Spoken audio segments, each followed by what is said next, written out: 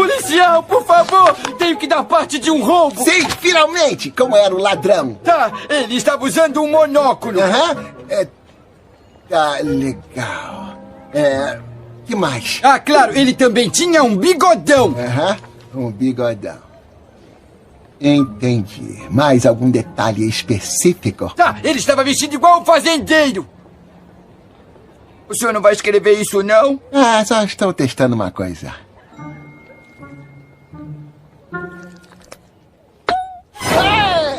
O que foi que ele roubou?